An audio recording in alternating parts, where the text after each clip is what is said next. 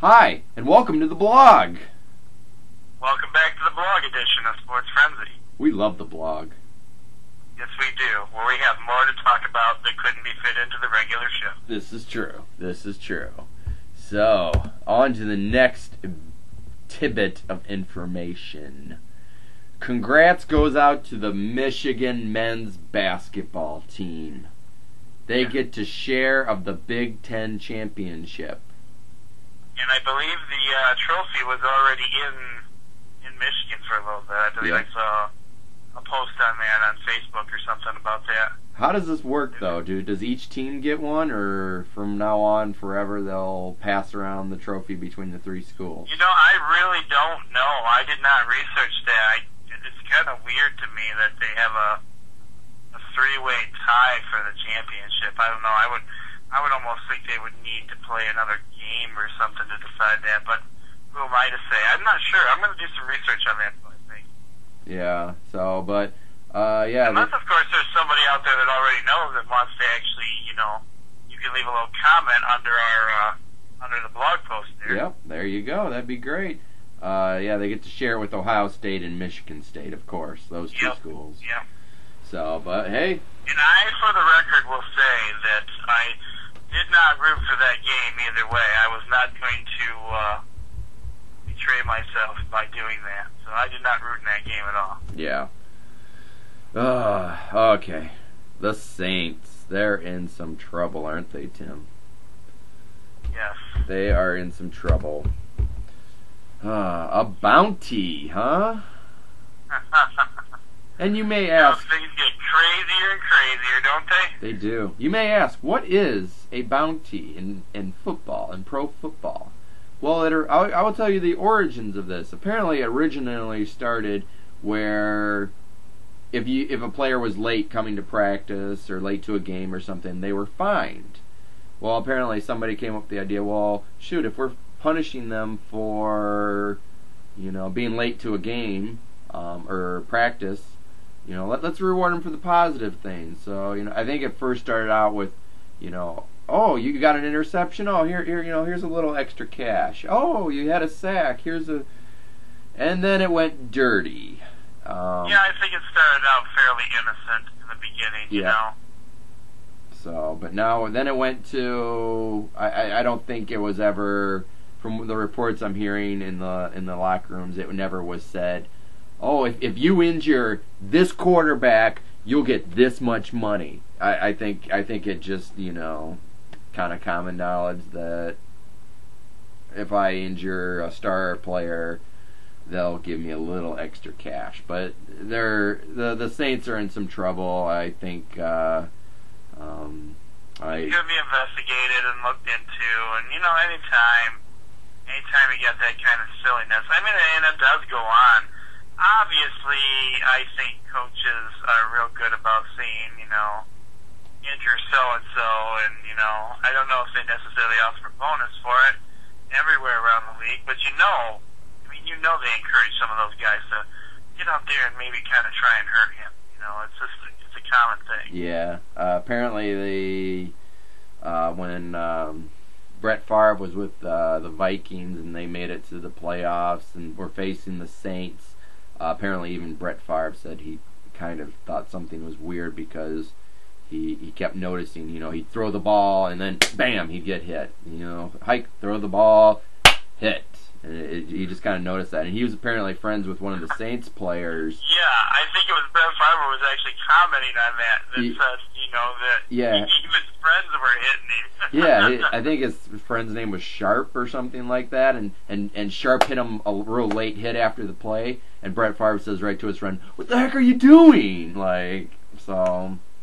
you know, the Saints are in some trouble for that. And on a positive note for the Saints, though, Randy Moss was practicing with the Saints, and apparently it went very well, and the Saints were impressed with Randy Moss's performance. So yes, that's what I heard too. That he performed very well there, and they were very much like him. So he may have found his new home. Yes, this is true. Which Well, I think Tim and I weren't really expecting him to do that well, but I guess... No, I wasn't. I was not expecting him to do well at all. I hadn't followed him since he retired.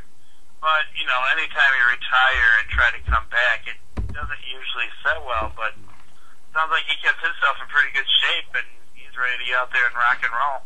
Yep, well, he did say that he... in that year, he needed to get some things straightened out in his life, personal things. So, apparently he just needed a little time off there to get himself focused back on football. But, makes sense. Good job, Randy. Yeah, good luck to you wherever you land up. Yeah, which sounds like it could be the Saints. But I think the Saints though are going to be penalized, probably, obviously fines, but I've actually even heard draft picks. They might lose, 1 or 2 draft picks. So obviously,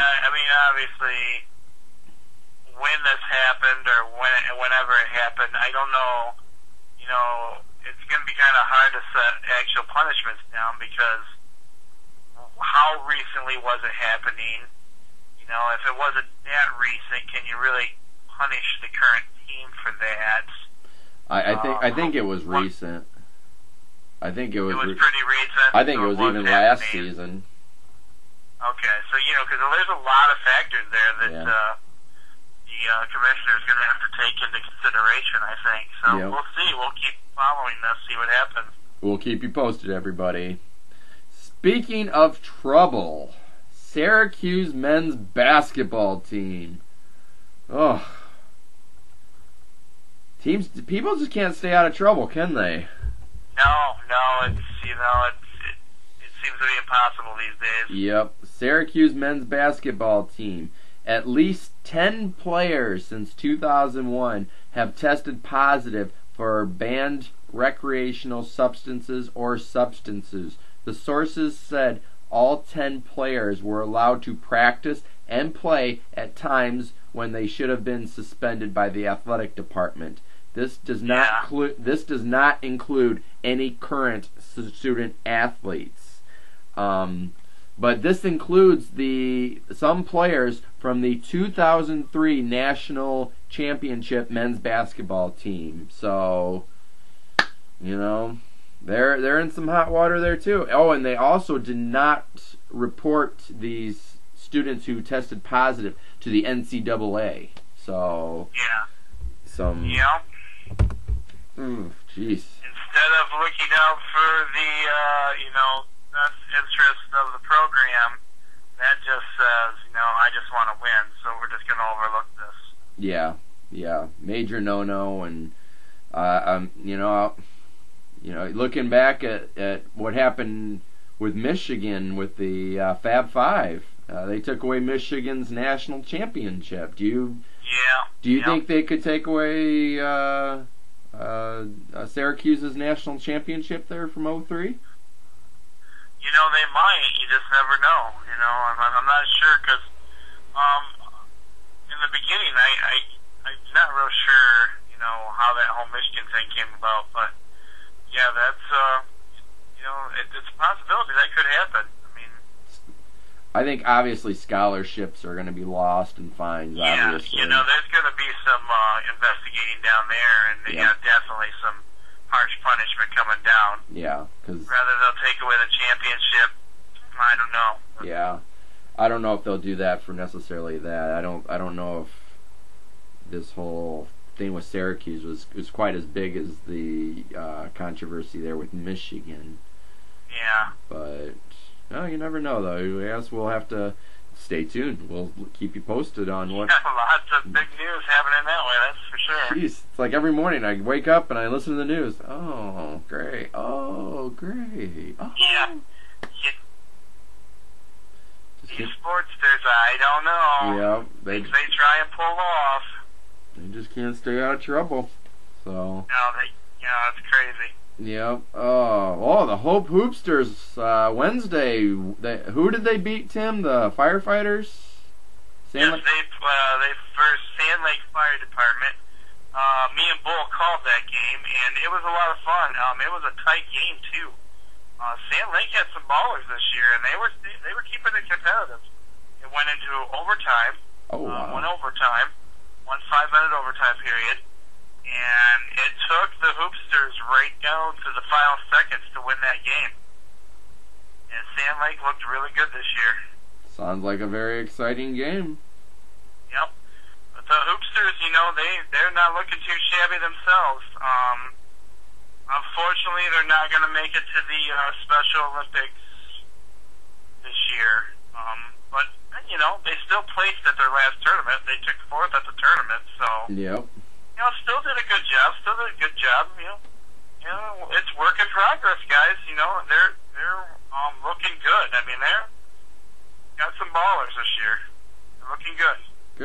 Good. Good job, guys. Keep up the good work. And they got another game Friday, isn't it? Yep, they got another game Friday. Tonight. Even though we're shooting Thursday night, but you're watching this, and so that's tonight, which is Friday. Anyways, enough horsing around there. So, you got anything else, Tim? Nope, I think that finishes it up. Yeah, I think so too. So I hope everybody has a great week, and we'll see you on the first ever recap show by Tim and I. Yes, looking forward to that. Yes. So that should be up on the blog late Sunday night. So you guys will see it Monday morning probably. But anyways, have a good week. We'll see you later.